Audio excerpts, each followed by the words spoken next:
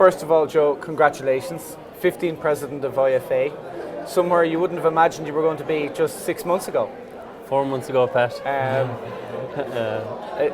It's been a whirlwind in one sense, but there's been, probably unfair to say, a sense of inevitability.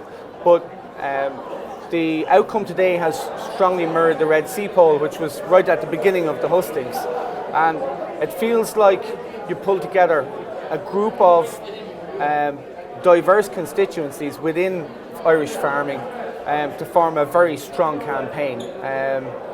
Tell me how that all came together, because it came together quite quickly for you, didn't it, once you announced your candidacy? It did, and the bottom line is that probably 4 months and a week ago, I had absolutely no intention or no idea that I'd be in a campaign. I finished milking one evening to just rushing to get into the Galway County Executive with 2 items in mind. One to discuss the Conlucy report, and the other one was to ratify another Galway man who had put himself forward to be the Galway candidate for the IFA presidency. And in the course of the meeting it transpired that he had pulled out, and I just happened at the end of the night to be nominated, and I was sitting at the back of the room and I was nodding up at the chairman, no, because I had no thought put into it.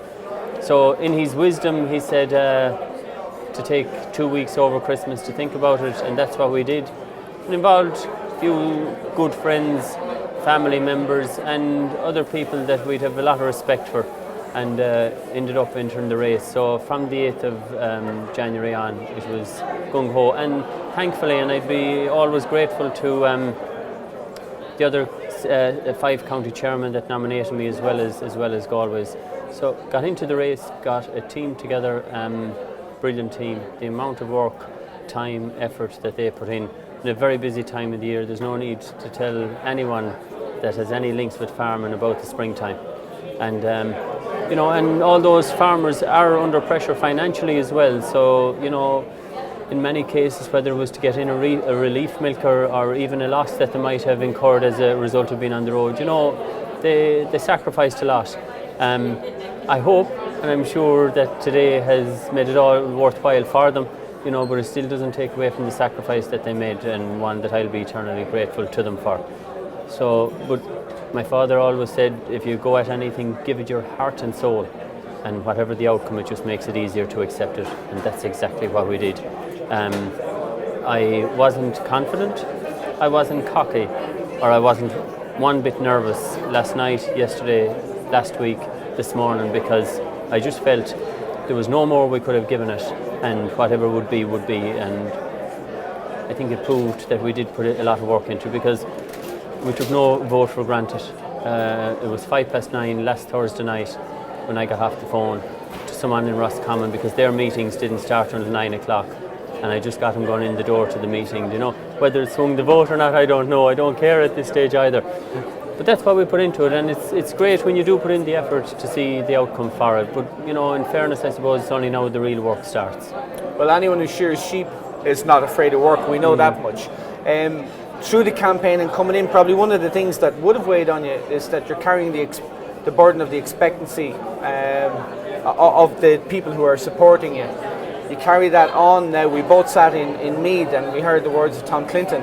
I'm sure you remember them, because it was one of the more measured contributions in those 25 hustings, and he talked about the burden of the presidency, the loneliness of the presidency.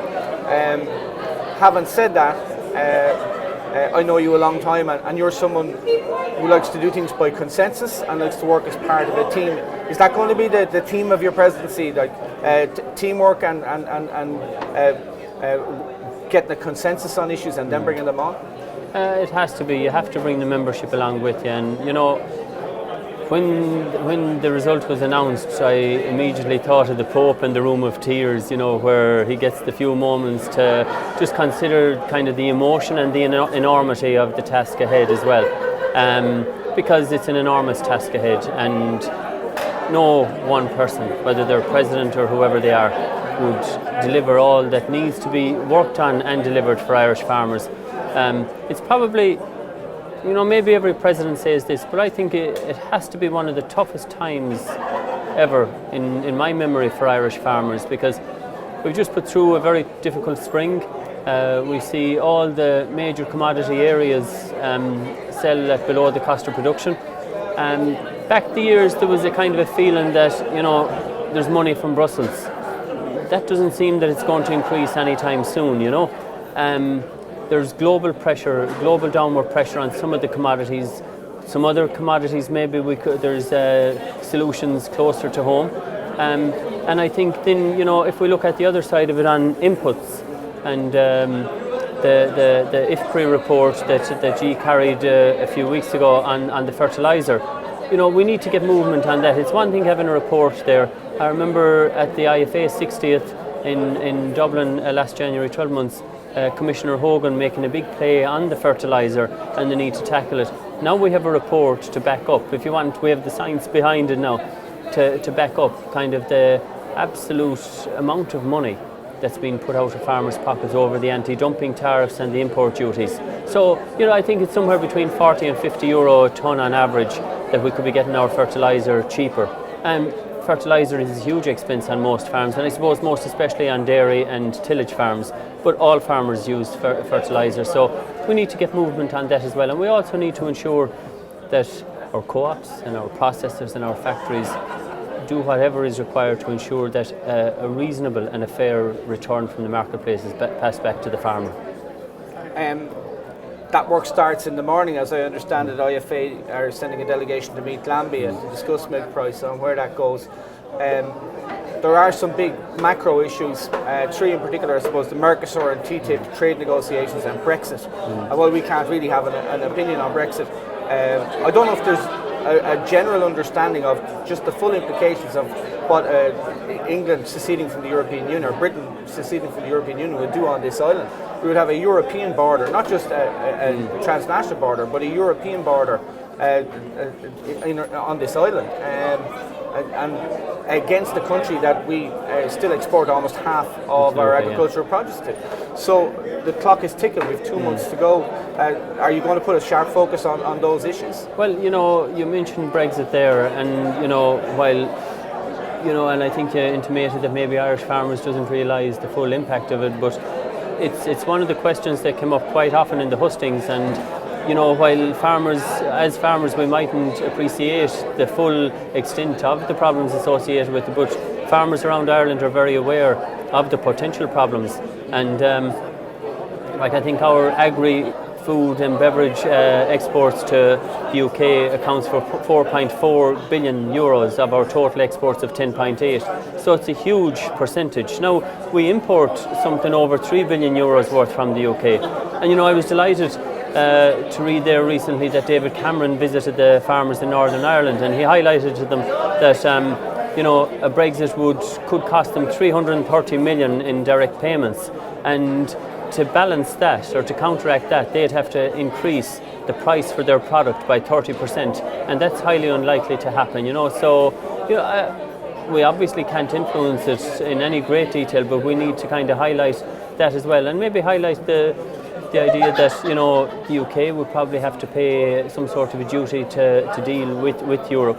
But I think above all, if there is to be a Brexit, we as Irish farmers and Ireland as a country needs to just fight for maybe a favourable treatment in relation to the historic arrangements and relationships that has been there between both countries, down through the years.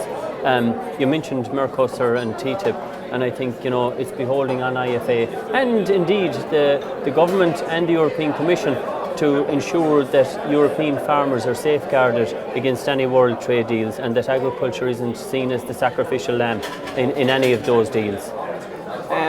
You've worn many hats over the years, while always being a very active farmer.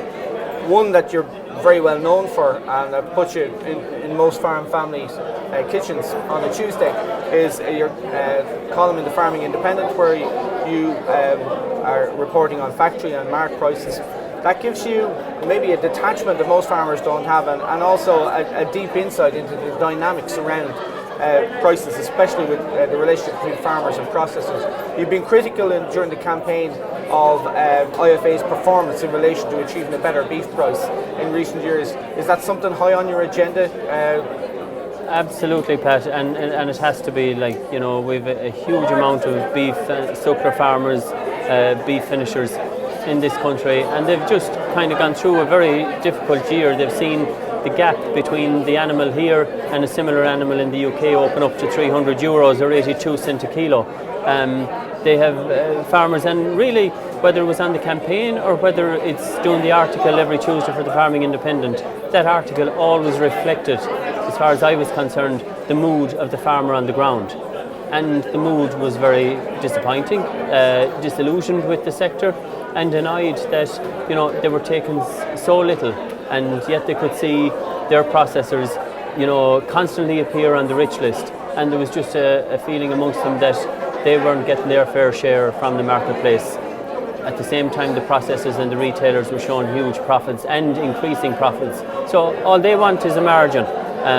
We're producing a top quality product that's fit to put on any shelf anywhere in the world, as good as, you know, any country can produce it, and not getting paid for it. We're passing every sort of quality standards, and, you know, those inspections, and you were at a lot of the hustings, came up quite regularly as well.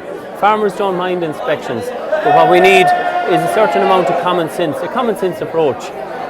And, you know, I would be immediately looking for